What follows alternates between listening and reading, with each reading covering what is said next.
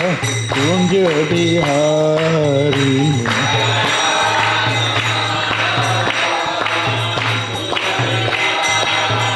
Jaya Radha Madhava Kunj Bihari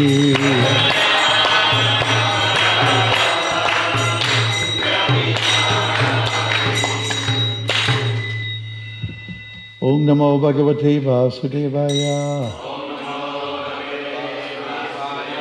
Om Namo Bhagavate Vasudevaya Om Namo Bhagavate Vasudevaya Om Jnanatamrandasya Jnananjana Shalakaya Chakshuram Militangina Tasmai Sri Gurave Namaha. Jai, Hare Krishna. There's a message here. Someone who owns Toyota truck and a white Honda something. Please remove from that spot. Get that out of here right now. Or else. All right, so we're looking at Canto 3, Chapter 5, Vidura's talks with Maitreya. And so it's text number 27, and I understand we're to do 28 as well. So we have this verse, so I assume we're looking at doing this one. Okay? Tato bhavan mahattattvam avyaktat kala choditat Vijnanat matma dehastang Vishvam vyanjangstamo nudaha. So since we're doing two verses, do we get everyone to recite this one or the second one? How do you do it? Okay, let's go to the translation. Thereafter, influenced by the interactions of eternal time, the supreme sum total of matter, called the Mahatattva, became manifested. And in this Mahatattva, the unalloyed goodness, the Supreme Lord, sowed the seeds of universal manifestation out of his body. And in the purport by Srila Prabhupada, do you want me to charade it out? What would you like? Okay. Can we just... Who's running the show here? I'll charade it. It's fun. It's more interactive. Can we just not look at it? Or just put it out somehow? Okay. All right, there, that's good. Okay, purport by His Divine Grace A.C. Bhaktivedanta Swami Prabhupada. In the due course of the impregnated material energy was manifested first as the total material ingredients. Every thing takes its own to fructify. And there, the word kala, choditat, influenced by time, is used herein. The Mahatattva is the total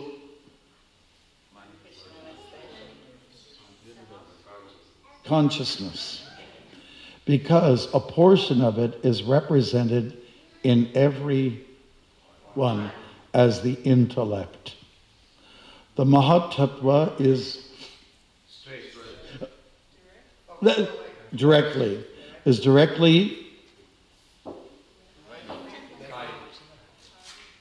connected with the supreme consciousness of the Supreme Being. But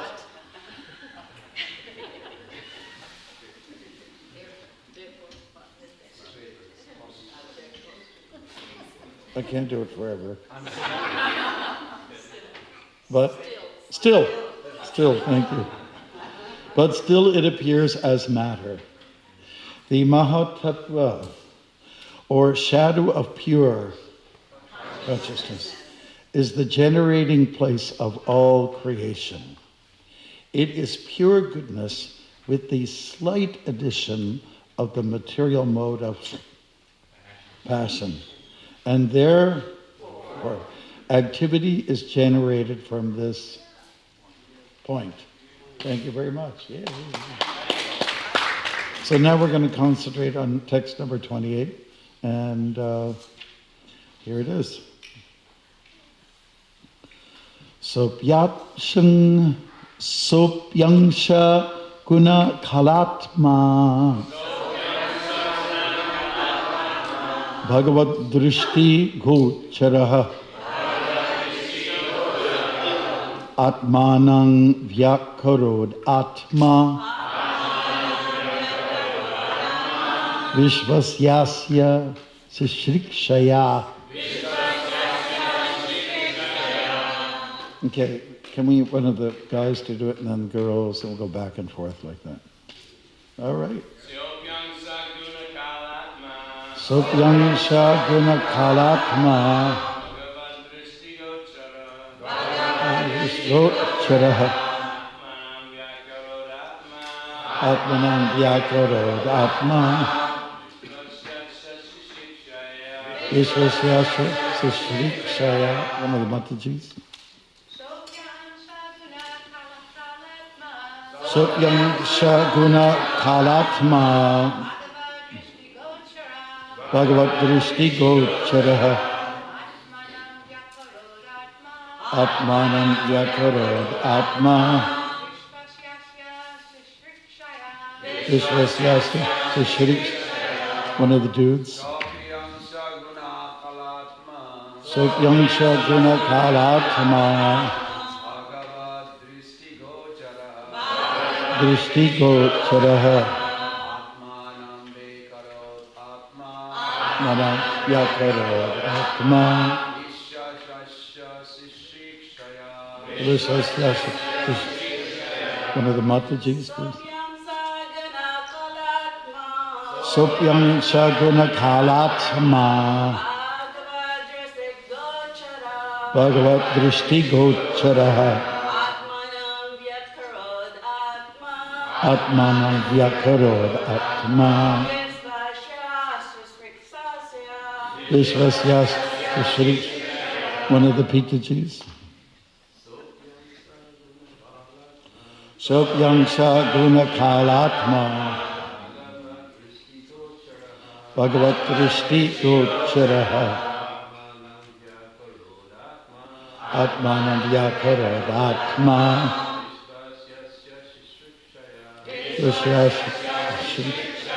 And one more. Sopyang Shaguna Kalatma Bhagavad drishti gocharaha Atman vyakarod atma.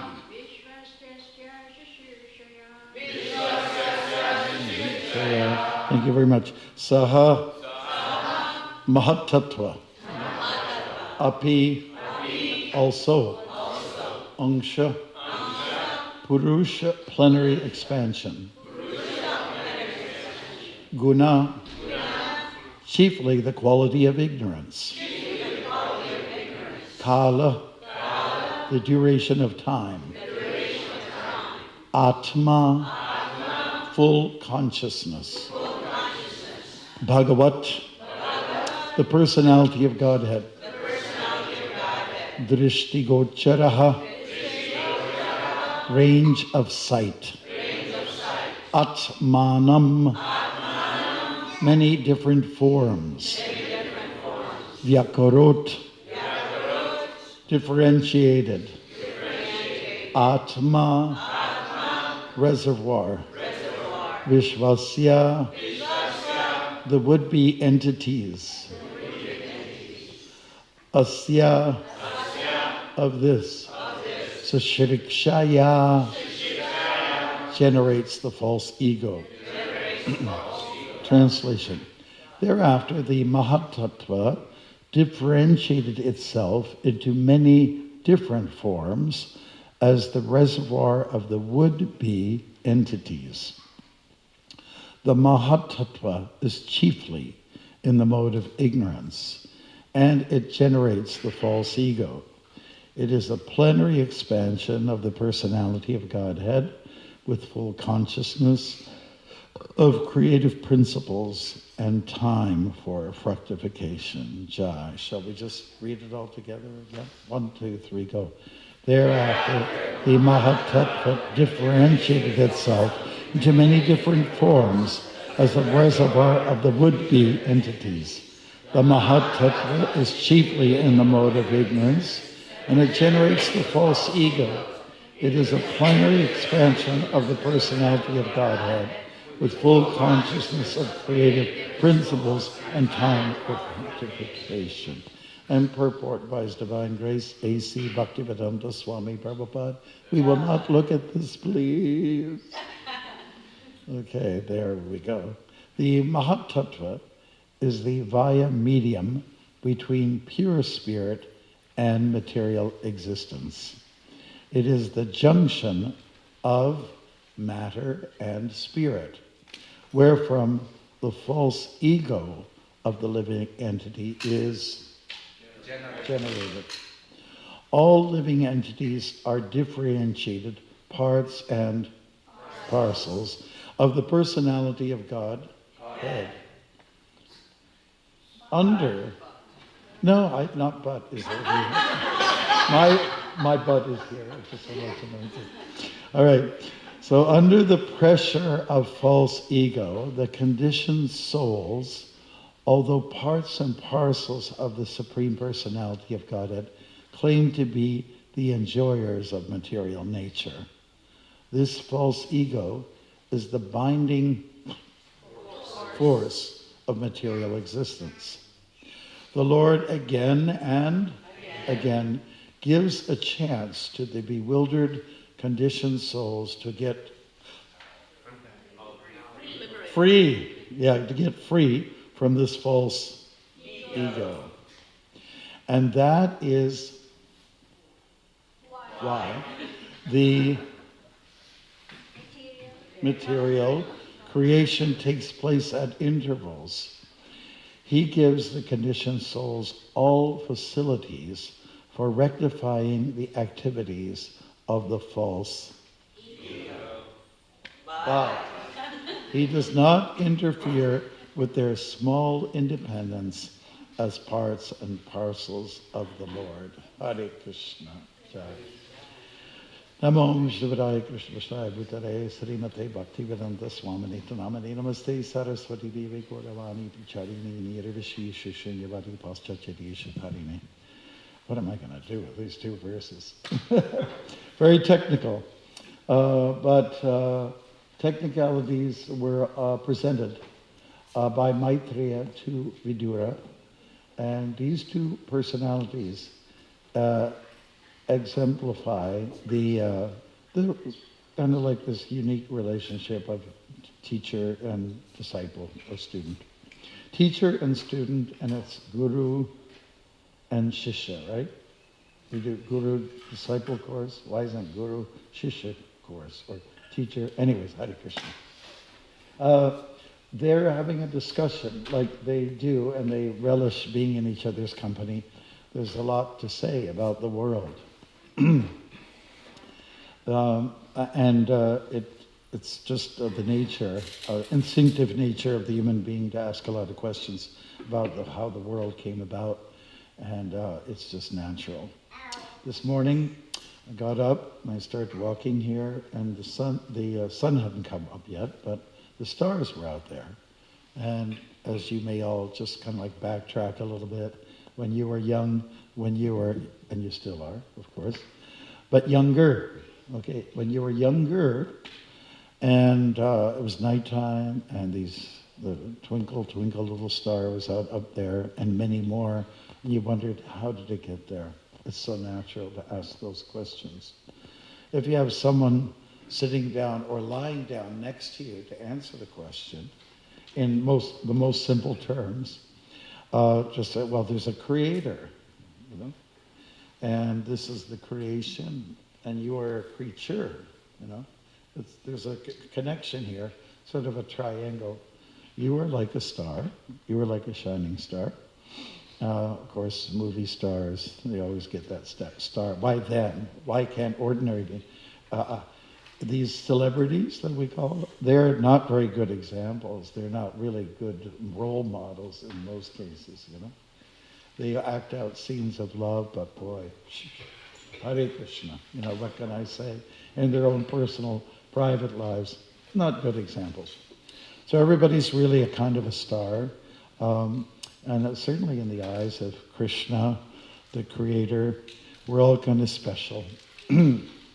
And even though there's so many of us, each one is unique. You know, I'm looking at the span of this room here, and I see, you know, people with different, you got a nice light blue color, you got a sort of a dark gray, there's one of those, what do you call, luminescent orange here, which shows up in the dark. Mataji, nice sari you got. Everyone's dressed a little differently. Nobody came thinking the same way. We all have, I love your hair. It gets bigger, it just gets whiter. Like a mountain cow. So everyone's unique. Every spirit soul is unique, and you know we just usually we just count us humans. But what about when you go out into the bush and there's bugs there, and they all look the same to us? But if you get really into their community, each one will see how they're distinctively different.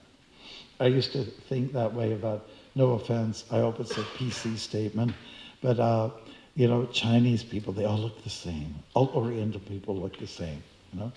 And then when you get to know them, say, oh, they're actually quite different. You know? I remember when I first got into Krishna consciousness, I was in college and I was taking a fine arts course. And some devotees came to our campus and just helped themselves to the lounge and just started talking to people, you know? Nobody invited them, they just, that's the way we were, quite bold and daring and fun, I guess, too.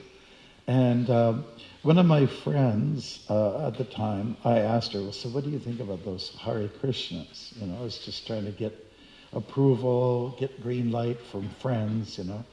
And, you know, do you think they're okay? And she said, well, they all look the same. Because they all had shaven heads and that, you know, war paint on the forehead. They all had the, you know, the bed sheets and everything. They all look the same. So I got to meet 5 of them, and to me, because I spent a few hours with them, they all were quite distinct and unique from each other, you know. And it was one of those people was B.B. Govinda Swami. And there were other devotees, right? And so he was very kind to me. He spent time with me just reading one story from the Krishna book, and it was about Krishna attracting the gopis with this flute playing. So I thought, wow, this is so damn poetical, you know. Whoever wrote that, they've got quite an amazing imagination. So those were my thoughts. But certainly we're all unique. And you know, when it comes to eating time, you know, we all have our preferences. I was sitting with the Chitananda Prabhu yesterday, and I asked him, you spend a lot of time with Prabhupada, and of course he was in India for 11 years, you know, at Chitananda, some time with Prabhupada, and I said, I understand Prabhupada didn't like broccoli. And he said, that's true. He didn't like broccoli. But then he said there was a sort of a campaign that went on around the world, and Prabhupada had different cooks, and everyone was trying to get Prabhupada to like broccoli. And it was, what's her name now? Palika. She came out of the room once. He liked it! So it just depends on how you prepare it, right? So we're all unique individuals, and I was really enjoying the little plaque outside there. Of quoting 5:18, Vidya Vinaya Sampane, Brahma, you know it, let's snap it up. Vidya Vinaya Sampane, Brahmane Gavahaschini, Shuni Chaiva Swapakricha, Pandita Sambadarashina. It always works better when you stab it, sounds more jazzy. But it's about how we are all the same. And this element of equanimity, which helps us a lot to overcome differences. It's just that, it's very helpful.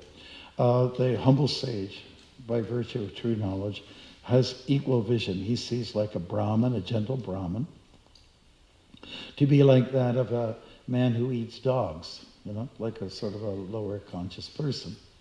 And then the other example is a hasti, which is an elephant, and gavi, which is a cow, and what is it, shuni? Dog. They're all the same. There's 5 categories there. They're all the same, spiritually. But physically, we're all different. And the nice thing about differences is that makes it kind of unique. Like, this is a garland, and I love the color combination. It's like pinkish, almost like, I hate to say Barbie color. And then there's a green, but the combination is really good. In fact, I will tell you the truth. The first time I went to Ramuna in Orissa, they have these tiles in the temple room, and this is where the Kirachura, Gopinath deity, is honored and worshipped. And they have these tiles with these colors. I still remember it. That's what, 1986. I went there for the first time, and they had these colors, tiles with this combination, right? That's beautiful. Okay, so I think we all enjoy the differences, and we all enjoy the similarities. So on my walk across the U.S., I met one fellow. It was Sunday morning, and I was in Ohio, and kind of like near Cleveland, Toledo, that area, near Lake Erie. And it was a beautiful sunset. It was pretty remarkable. And I was walking along the highway, and a fellow pulled over, and he said, "Excuse me, but do you speak English?" And I said, "Well, yes, I do. I guess I look like I'm from Tibet or something." And I just wanted to give you something. So he gave me a little flyer, like the New Testament. And I said, "Well, actually, I have that already. I have it with me in my support vehicle. So please save it for someone else." So I was kind of leaning against this car. It was nice of him to stop and talk. And I was saying that even though you're a Christian, and I'm a Krishnan, or Krishnaite, there's a lot of things that we share in common. There's a lot of parallels. And I said, yes, there are some parallels, but the differences are really important. The differences. And I said, well, if we just sort of rest on the similarities, it makes it easier to cultivate a kind of friendship, wouldn't you agree? Like to get on the same wave, And so he didn't like that. He just didn't like that. He wanted to harbor on the differences. And so the differences are very important. And then he started to say, he knew something about our background. So he said something about Vishnu, which was very offensive. And I just said to him, "Excuse me, sir, I think our conversation is stopping right here. I hope you have a good time meditating on the wall that you built between the two of us. Have a nice day." Like, I don't have much patience for these kind of people, to be honest with you. It's very hard for me. So the distinction is beautiful, the differences are nice. We have descriptions in the Brahma Samhita and other Shastric texts that help us to understand the nature of the spiritual world, which is full of variety, which is the spice of life. And then we also, devotees always take advantage of the position that we love to take. We are all spirits, we're all the same. We are not these bodies, would you agree? Yeah, I guess you're right. Okay, great. So, but why don't we merge them together? Why don't you say, we have a philosophy, a tattva, a truth, And it goes like this: unity and diversity. And it's quite inconceivable sometimes to be able to embrace the two concepts which seem to contradict each other, you know. And, you know, even in hearing Prabhupada speak or reading, sometimes he'll say some things that are kind of contradictory. But if you go through the whole gamut of the teachings, you'll understand, okay, and it's all based on the differences depend on desha kala patra, time, place, and circumstance, and in which context, right? There's that famous time he was walking with two sannyasis, and he said to the one sannyasi, now a sannyasi is meant to keep traveling. He's meant to keep going and just moving from town to town and so on. So that's what I want you to do. Then he turns to the other sannyasi. So a sannyasi is someone who's very surrendered. So I want you to stay in one place and manage the, I think it was Vrindavan. Maybe somebody's got it down. So it seems like whatever Prabhupada was saying in terms of what is a sannyasa, who's supposed to be nomadic by nature, is now being told to surrender, okay? And or to stay in one place. It seems contradictory, but it depends on the circumstances. It depends. It just depends. That's a nice phrase to use. Okay, so what else? Time is mentioned here. I like that topic very much, and it does come up in the teachings from Maitreya Muni to Vidura. Time. Time is really important to everyone. It's one of the 5 subject matters contained in Bhagavad Gita. And time is mentioned 3 times. 3 times time is mentioned in the Bhagavad Gita, 3 times. Chapter 10 and chapter 11. In chapter 10, Krishna identifies with different elements in this world. And so he says, I am inexhaustible time. So that's a quality. And he says, of subduers I am time. I am time. Then in chapter 11, where the Lord reveals his Virat Rup, his universal consciousness, he talks about time I am, destroyer of the worlds. Oppenheimer, you know. So, time I am, destroyer of the worlds. These are real strong statements about how we should see Krishna in that particular form. Krishna is not limited to a deity. Krishna is not limited to prasadam, which is hard to put out to say that. You know. Krishna is not limited to his shastra. He's also identified as time. So for devotees, time is really important, right? So I guess I'll put the question to you, Bruce. Are we on time for things that are important? Are we on time? Are we one of those cultures that is on time? What I've observed is that people who come from sort of the north, they're usually more on time, especially when they make all the clocks, like Switzerland and Germany and those kind of people. Those people tend to be on time. I remember sitting in a GBC meeting, and one of our, the chairperson of that year, he was from Germany, and please, it was time for a little break for your juice or whatever, and says, and we're coming back at such a time, and please be on time. Otherwise, it is very un-German-like. So we can appreciate that time factor. I think that's what Prabhupada liked too. He liked punctuality and cleanliness when it came to worshiping the deity and so on like that. And, Prabhupada picked up on some things that the British left that were good, you know.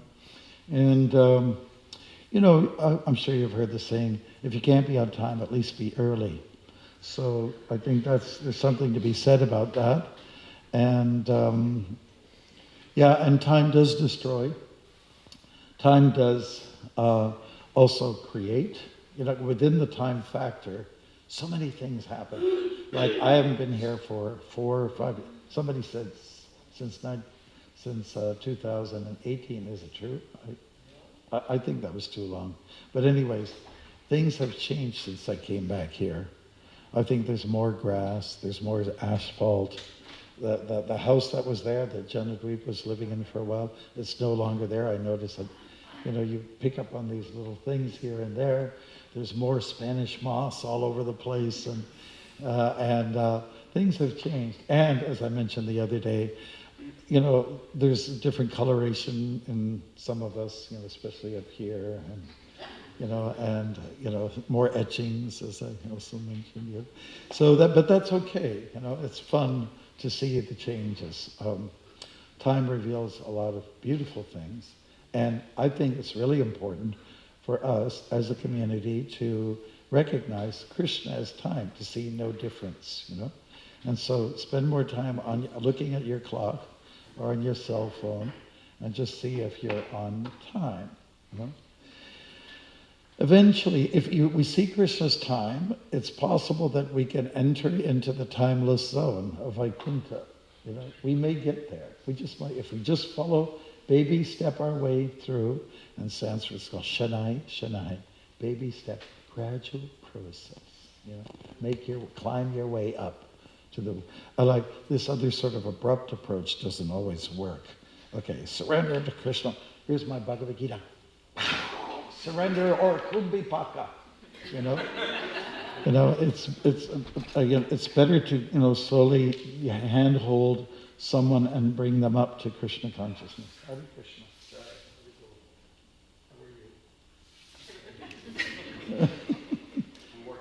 Yeah, I can tell. That's always a good sight, to see man at work. We're talking about the time factor and how it's important for us to. That's my experience. Is people who come from more sort of like comfy kind of temperatures, or from that to where the sun is intense, they tend to be a little bit more lax about coming on time, right? And we always make a joke about that, Indian Standard Time or Iskcon Standard Time. And personally, I'm kind of tired of the joke. I don't want to hear it anymore, because we shouldn't make any excuses. We should try to be on time for programs when we're meant to be there. All right, so Krishna is to be identified as such. Here we're hearing about the Mahatattva, which is a conglomerate of all the major energies, which includes the three modes of material nature, and the Bina Prakriti Ashtada, the Bhumir, Apa, Melo, Vayu, Kanmano, Buddhir, Evacha, earth, water, fire, air, ether, mind, intelligence, ego. These are some major components to the physical world that we live in. And it's very interesting. We take a lot of interest in the physical world. Now when we come to Krishna consciousness, we're encouraged to realize the other world. So Prakriti is something we're familiar with, material energy. We have to get in more focused in the Brahman side of existence, the spiritual side.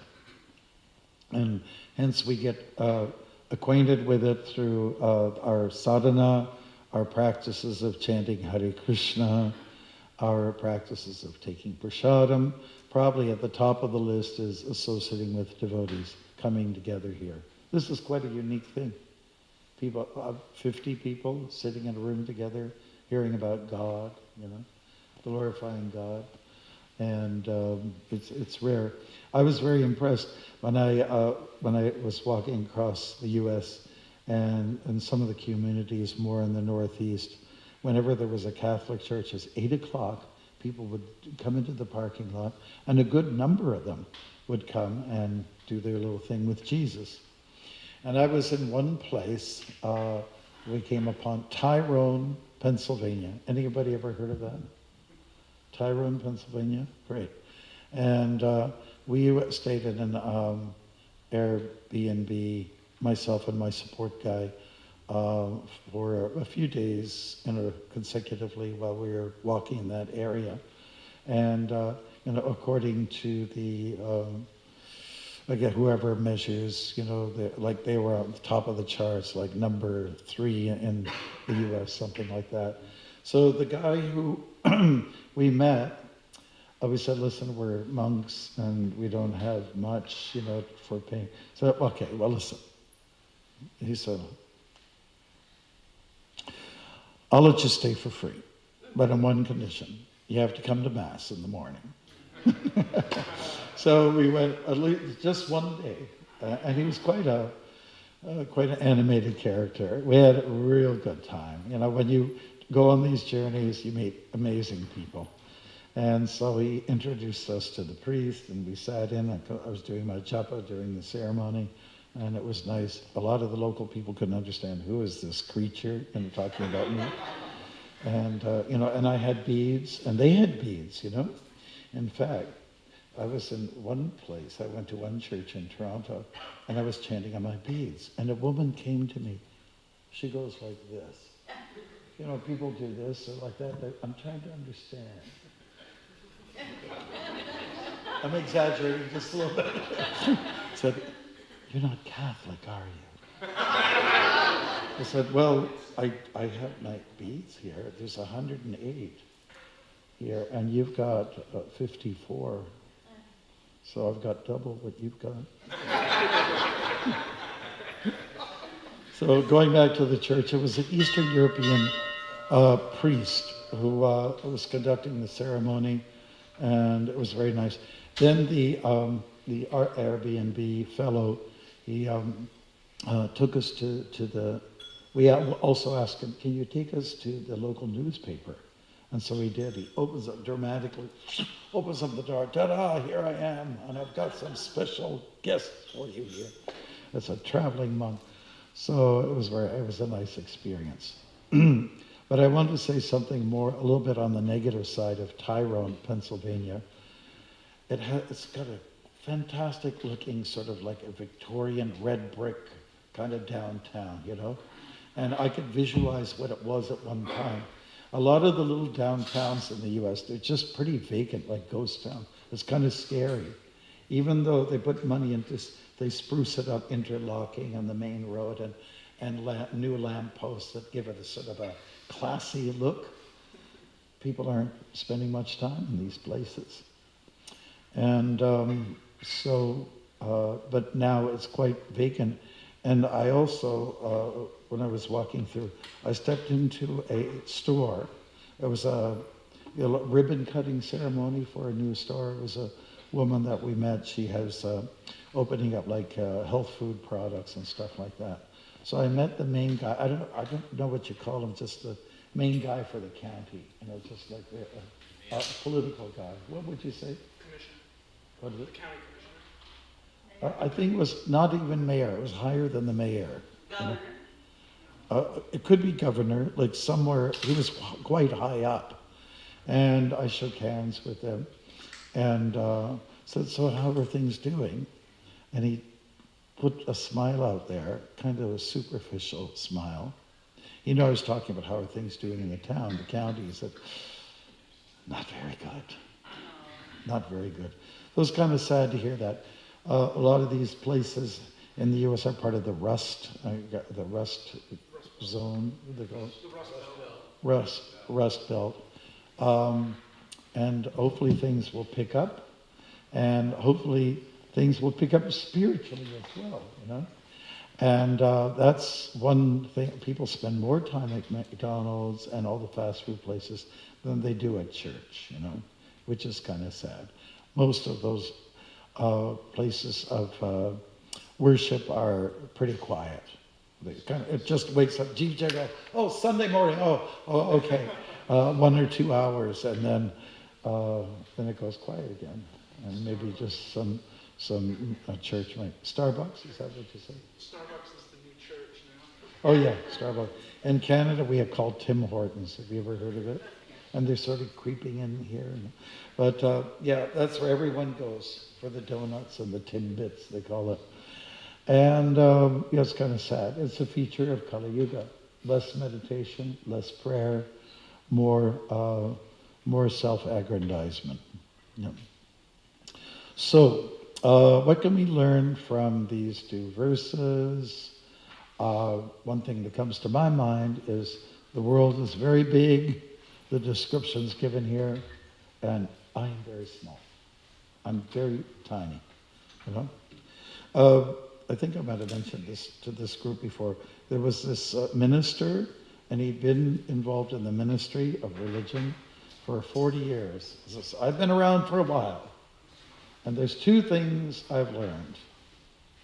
Number one, there is a God. Number two, it's not me.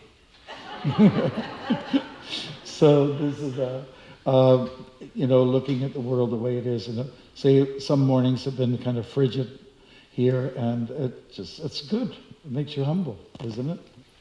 Yeah, isn't it? Or if it gets too hot, it beats at your ego. It's burning, and just want to stay in the AC. Bhaktivedanta Swami Prabhupada environment. Okay. It's just humbling. That's all there is. Or if there's an attack, or you get your hurricanes, I guess they're more serious than the Miami side, right? Closer to the ocean side. But it's all humbling. It's really good. It's very good. Floods, hurricanes, volcanoes. What else? Tornadoes. By the time I got to the Midwest, it was in Nebraska, and I had two brahmachari assistants with me when I was going from Boston, from the East Coast to the West Coast. And we were quite excited. Oh, wow, this is tornado country. I've never seen a tornado. We were all like in that mindset. And we were talking to local people. Where are the tornadoes? And so, you don't want to see any of them. Like local people are saying, So, but we were kind of excited. If you see something like that from a distance, it's okay. It's all right. But sometimes it comes close. And then you got to watch out. So all these things are humbling experiences. We have a mantra in Canada. When there's a big snowstorm and it piles up like this, and you come out of your apartment or your house, with a snow shovel, and the mantra is, no volcanoes, no earthquakes, no hurricanes, just snow. Yeah. So when material reverses come at you, Prabhupada uses that term, extremities coming at you, and of course there's the things that we have to deal with, the pain and suffering and illness and so on like that, and then hearing about the deaths of our dear God brothers and sisters. It's very painful, but it is quite humbling at the same time. When you hear about someone who's passed away that's dear to you, you're inclined to just stop for a minute and be like we did earlier on, still, become still, and you start to penetrate a little bit. You start to probe into life. What is it all about? And you stop busying yourself, and you have to take some moment of contemplation. My dear Krishna, that is going to happen to me, and I hope I will take it well at that time. I hope my consciousness will be fairly good so I can fix myself on you. But in the meantime, this other person is gone, and I wish to offer my respects to that departed soul who did so much nice service for His Divine Grace, Srila Prabhupada, and may that person have a good journey going back to Prabhupada. So those are the kind of sentiments that we need to carry. So when we come to these kind of verses that are a little bit more on the technical side, that I don't know too much what to do about them. I can just say, oh, this is very humbling, and it's just kind of beyond me. And so that's, I guess that's a good thing. And there we go. So I think it's a good time for us to just open up and raise the hands and, you raise your legs too. I don't care. Just let me know that you're interested in repeating something that was said. Haribol Maharaj. Sorry, Very nice, very practical. Oh, you are very nice. So since you spoke a little on time, I have two quick questions. One is on there is no time in the eternal world. Can you give us? There's no time? And they said there is no time in the transcendental world. Oh, yes. So can you give us some ideas about that? And the other one is, you said the vastness of the earth. When you're walking, I mean, I feel, but I'm asking you, it's like a practical experience that the earth is really vast when you're walking. I mean, do you get that kind of idea? Yes. I don't know if anybody knows, we have one person, he was very much into the Padayatras as Abhay. He joined in Detroit. And he did a lot, before he got onto the Padayatras that went, let's say global, he did a lot of study. He said that many people who have done these, like walking, across vast tracts of land, said they all come out feeling the same way. And you know what that is? It's very interesting. They all come out believing in God. When they begin the trek, it's something different. Just like on the youth bus tour that I've been on with Manaram, a lot of the kids that have been on the trip, the boys and the girls, they're not sure if they even, I'm not sure if Krishna's real, to be honest with you. So they're not sure if there is a God even.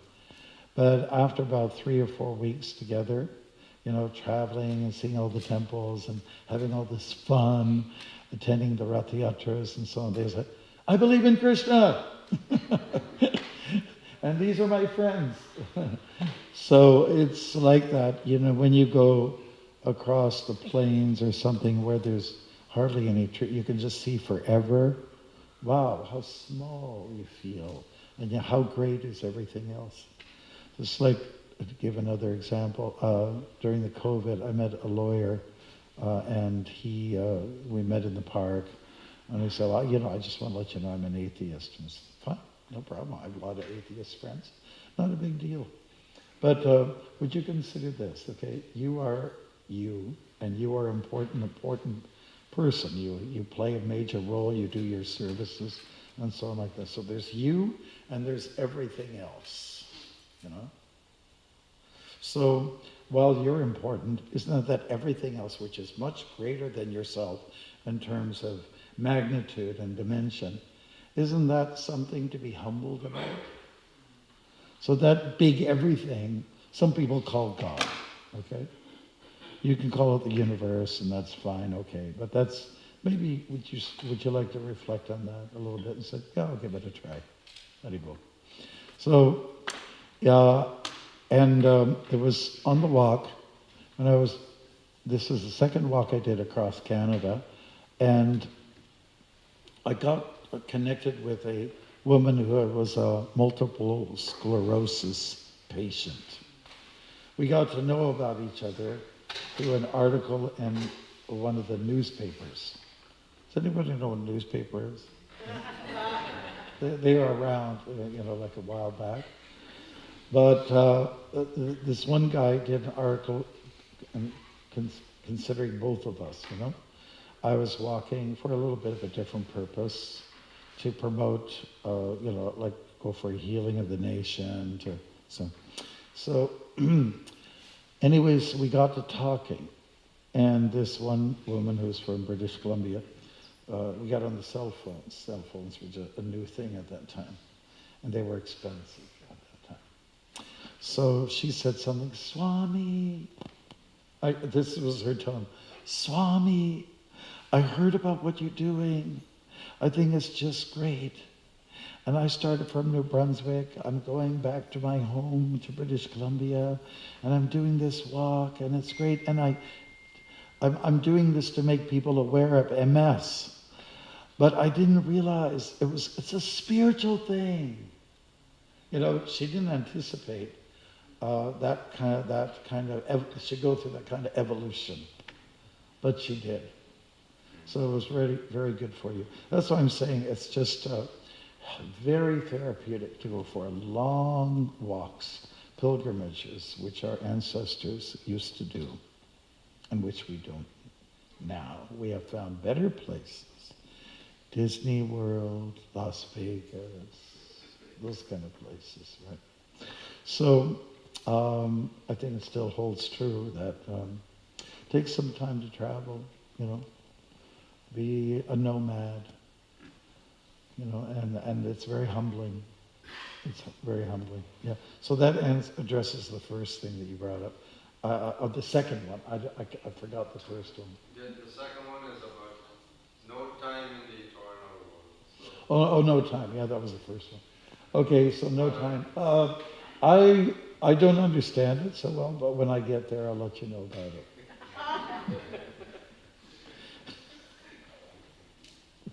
Can I say?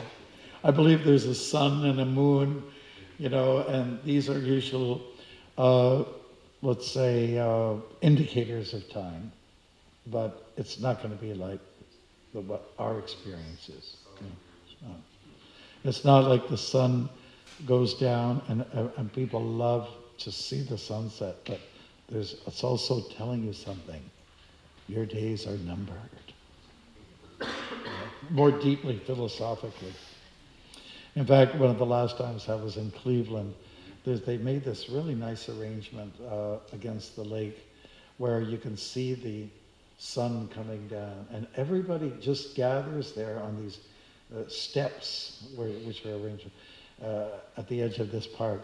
And it's quite a lot of people. I was really impressed. And they just come to walk and then as the sun is about to go down, they just sit there, and once it's just gone, it's gone beyond the horizon, they all clap like this. It's quite nice to see that kind of thing. And those are humbling activities that I think people should undertake. We had another question here. Thank you, Maharaj, for coming here after a few years. Maharaj, I had maybe a question that's a little more on the personal level, if I have permission. No problem. You got nothing to hide. I was wondering that you started walking. Was there some inspiration because of your name, or? I didn't think about the meaning of my name until the first day of my walk. And it was, I had carried this name, Prabhupada gave, and then it was on the first day I had covered 47 kilometers already. That's a lot. That's a lot of miles, right? And it just dawned on me, Prabhupada knew all along that I would do some bhakti on the path. So, was that the motivation? Many motivations. One was Prabhupada's centennial was coming up, so that for 96. So I thought, let me do something special. Other people are doing other grandiose things, and I thought maybe I should try something too. And just more personally, it's in the book. I wrote a book called The Saffron Path, and maybe we'll try to get some copies here to the community. Basically, 95 was a rough year for me personally. Not my sadhana was impeccable, no problem there. But there was just a lot of gossipy dynamics going on, I decided I've got to make a change. And an astrologer said, you are going through your Rahu and Ketu right now. And those are like dark planets. And I thought I should, kind of like bend low, don't try to make a big deal about myself in any way. Let me, take a little bit of a different route. Just let me go on a nice long japa walk, and be a Swami, like the way what sannyasis have traditionally done. So I thought it was going to be a lot of fun and adventure. It's nice to see things up close. Like most of you are living in a rural area, but my analysis would be a lot of us are not getting very close because we're in a car. And we go from a car into a building. From a building into another building, and from a building into a car again. So you're not smelling what is to be smelled. You're not feeling the textures of the earth, and that's what I wanted. I wanted to get out there and see it, see Krishna for what he is. I wanted to understand him more, being the air, being the water, all those kind of things. I just wanted to get more in touch with him. See that the trees are the hairs standing on end. Yeah, so that's about it. And I actually wanted to get more in touch with the media, because at that time we had sort of a bad name, and there's child abuse issues had come up, and it was in the news. So I thought, let me go out there and do something positive, and make a change. Let people. First of all, we were off the radar in the 80s. We were so much present in the 60s, 70s. About 1983, we're off the radar. Whatever happened to the Hare Krishnas? So I thought, let the public know that we're still kicking around, and we're doing things like walking for the nation. Like the lines that I used when I walked across the States. I said, I'm walking across America. This is what I was telling journalists. I'm walking across America to make it great again.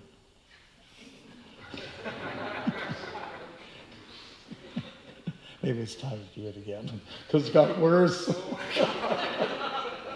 We are such a polarized people. And it's the same thing in Canada. We have a prime minister, sorry to say, that he's not doing a good job. And it's global. Look what happened during COVID. Devotees were so divided, and it was almost like some people say, if you don't believe in what I believe, then I'm not going to talk to you again. How childish is that? But that kind of stuff is going on. Come on. You might have a difference of opinion. And I remember there was the political campaign, race was on, and I dare not say anything to any devotees when I was walking, about my preference, in this regard, Hillary or Mr. Donald. And I dare not say anything, because devotees were very passionate both ways. And I don't think, personally, we should get so consumed by these matters. It doesn't matter how much of a conspiracy theorist you are, which Prabhupada was.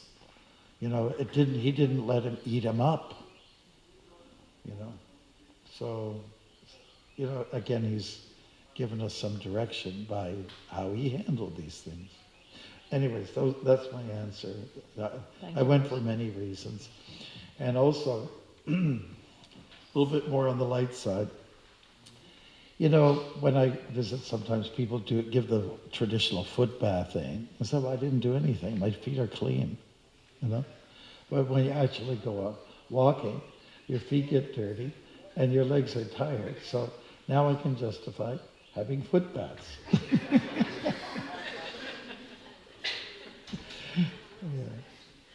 Yeah. And another big thing, you stay at the temple, the food is always rich. It's a killer. It'll kill you. You want diabetes? Stay in a Hare Krishna temple.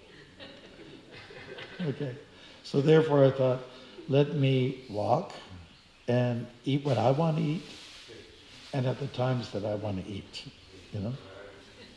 Right. So all those reasons. There's probably 108 reasons for Anything else? I know it's getting a little bit late. Yeah, it is late. Okay, so thank you very much. And what can I say? Vancha kalpatarubhyascha kripasanvidhyavata patitanam pavanebhyo vaishnavebhyo namo namaha.